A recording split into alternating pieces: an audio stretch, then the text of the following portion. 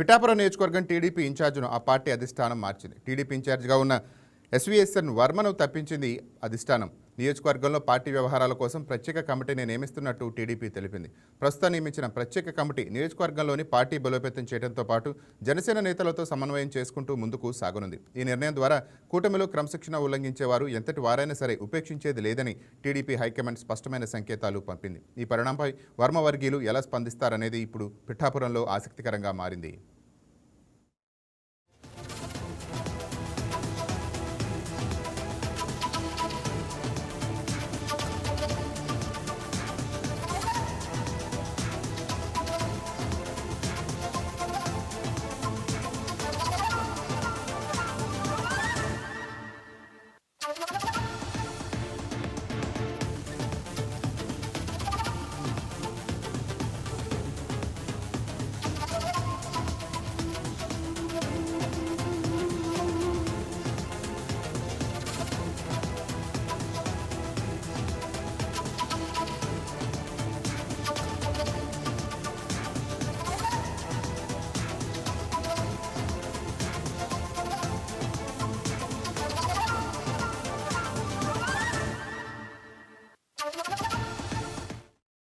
దీనిపై మరింత సమాచారం కాకినాడ నుంచి మా స్పెషల్ కరెస్పాండెంట్ వర్మ ఫోన్ ద్వారా అందిస్తారు. రైట్ వర్మ, చెప్పండి.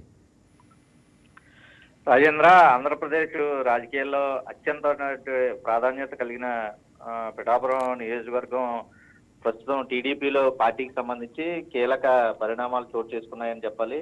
ముఖ్యంగా అక్కడ టీడీపీ ఇన్ఛార్జిగా ఉన్నటువంటి ఎస్వీఎస్ఎన్ వర్మని ఆ బాధ్యతల నుంచి ప్రస్తుతం తప్పిస్తూ అధిష్టానం అయితే నిర్ణయం తీసుకుంది. దీనికి ప్రధాన కారణం అంటే ఆ పార్టీ వ్యవహారాలకు సంబంధించి పర్యవేక్షించేందుకు లేదంటే కార్యకర్తలని సమన్వయం చేసేందుకు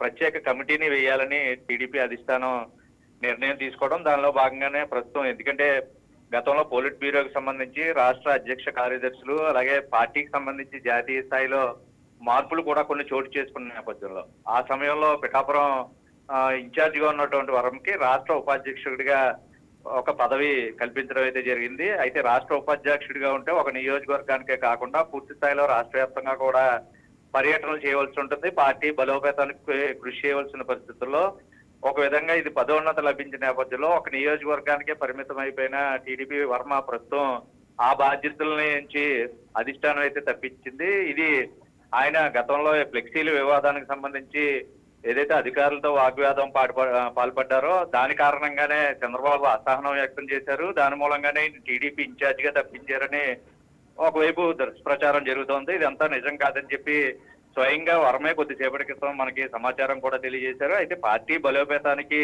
సంబంధించినంత వరకు రాష్ట్ర వ్యాప్తంగా అన్ని నియోజకవర్గాల పర్యవేక్షణ చేయవలసి ఉన్న నేపథ్యంలో స్థానికంగా ఉన్నటువంటి ఇన్ఛార్జి పదవిని అయితే ప్రస్తుతం ఆయనకైతే తప్పించడం జరిగింది. దీని వెనక చంద్రబాబు తనపై ఏమీ అసహనం వ్యక్తం చేస్తూ తీసుకున్న నిర్ణయం కాదని కూడా ఆయన చెప్పడం అయితే జరిగింది. అయితే రాబోయే రోజుల్లో ఒక్క నియోజకవర్గానికే కాకుండా రాష్ట్ర వ్యాప్తంగా కూడా ఈ బలోపేతం చేయడమే లక్ష్యంగా తనకి రాష్ట్ర ఉపాధ్యక్ష పదవి అయితే ఇచ్చారు.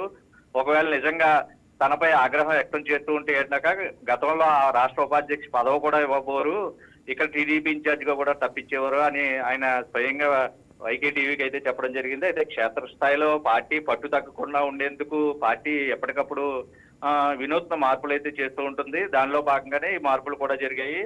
అయితే ఇటీవల నియోజకవర్గంలో ప్రోటోకాల్ కి సంబంధించి ఫ్లెక్సీలో చంద్రబాబు ఫోటో లేదని ఆరోపిస్తూ ఈ మాజీ ఎవరైతే ఎమ్మెల్యే టీడీపీ ఇన్ఛార్జ్ వర్మ అయితే ఆగ్రహం వ్యక్తం చేశారో ఆ క్రమంలో అటు జనసేన నేతలకు సంబంధించి మాజీ ఎమ్మెల్యేతో సైతం కూడా వాగ్వాదం చోటు చేసుకోవడం, ఇరు వర్గాల మధ్య కార్యకర్తలకి కూడా వాగ్వాదం చోటు చేసుకుని ఆ సమయంలో ఒకరినొకరు మాటలు కూడా దూషించుకున్న పరిస్థితుల్లో ఈ వ్యాఖ్యలపై అంతర్గతంగా చంద్రబాబు కూడా చర్చించారు. అలాగే ఇటువంటి నియోజకవర్గాలు ఏదైతే తమలో క్రెడిబిలిటీ ఉండి పూర్తి స్థాయిలో రాష్ట్రానికి సేవలు వినియోగించగలుగుతుందో కొంతమంది నాయకులను కూడా కేవలం పిఠాపురమే కాదు ఇలా ఉన్న పలు నియోజకవర్గాల్లో కూడా ప్రస్తుతం ఇన్ఛార్జీలుగా ఉన్న వాళ్ళని రాష్ట్ర ఉపాధ్యక్షులుగా 16 మందికి పదోన్నతి కల్పించింది. దానిలో భాగంగానే ఇక్కడ ఇన్ఛార్జిని మార్చారు.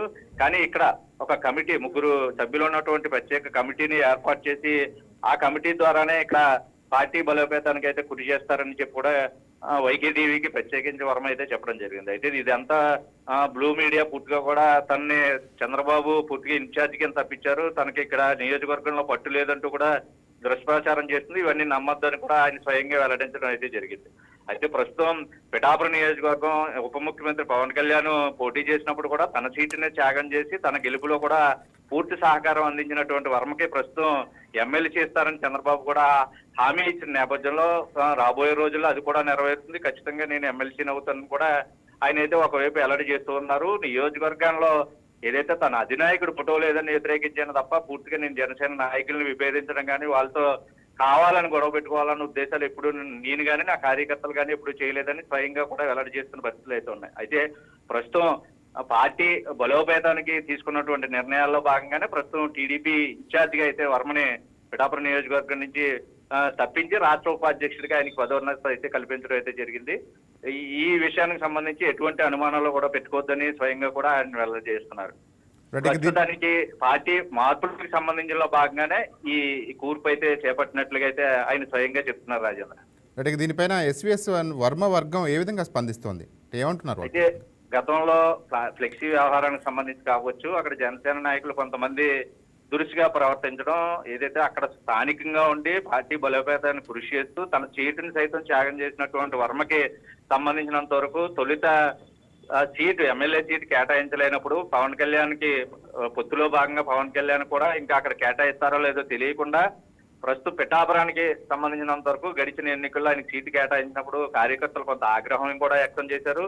తాజాగా ఫ్లెక్సీ వివాదం తర్వాత కూడా తన వెంట అనుచరులైతేనో పిఠాపురం నియోజకవర్గంలో మంచి పట్టున్నటువంటి నాయకుడిగా పేరుండి అతనికి తనకంటూ ఒక కార్యవర్గం ఉంది, తనకంటూ ఒక ఓట్ బ్యాంక్ కూడా ఉన్నటువంటి నాయకుడిగా ఎస్వీఎస్ వర్మ గడిచిన 25 సంవత్సరాల నుంచి కూడా పిఠాపురం తను ఓన్ చేసుకున్న పరిస్థితుల్లో ప్రస్తుతం కార్యవర్గానికి, ఎందుకంటే రాష్ట్ర ఉపాధ్యక్ష పదవి ఆల్రెడీ ఇప్పటికే ఇచ్చిన నేపథ్యంలో ప్రకటన నేపథ్యంలో ఇవన్నీ పార్టీ కార్యకర్తలుగా పార్టీలో మార్పులు జరిగేవన్నీ కూడా వాళ్ళకి రెగ్యులర్ గా అలవాటు కాబట్టి వాళ్ళకి చెప్పే ప్రయత్నం వర్మ కూడా చేస్తారు. ఇప్పటికే ఈ నిర్ణయం ముందే తెలిసి ఉండే అవకాశం కూడా ఉంటది కాబట్టి క్యాడర్ కూడా ఈ విషయాన్ని ఆయన ముందస్తుగానే చేరవేసే పరిస్థితులు అయితే ఉంటాయి. అయితే దీన్ని ప్రతిపక్షం అయితేనో మిగతా వాళ్ళందరూ కూడా దుష్ప్రచారం చేసే భాగంగానే వర్మ ఇన్ఛార్జిని తీశారు, ఇక్కడ నుంచి వర్మను తప్పించేస్తారు, ఈ నియోజకవర్గంలో ఆయనకి ఎటువంటి విలువ ఉండబోదని కొంత ప్రచారం చేస్తున్నారని ఆయన కూడా స్వయంగా వైకే టీవీకి ద్వారా తెలియపరిచిన అనే విషయం ఏంటంటే ఇన్ఛార్జిగా తప్పించిన తనకి రాష్ట్ర ఉపాధ్యక్షుడిగా పదవి అయితే ఇవ్వడం జరిగింది,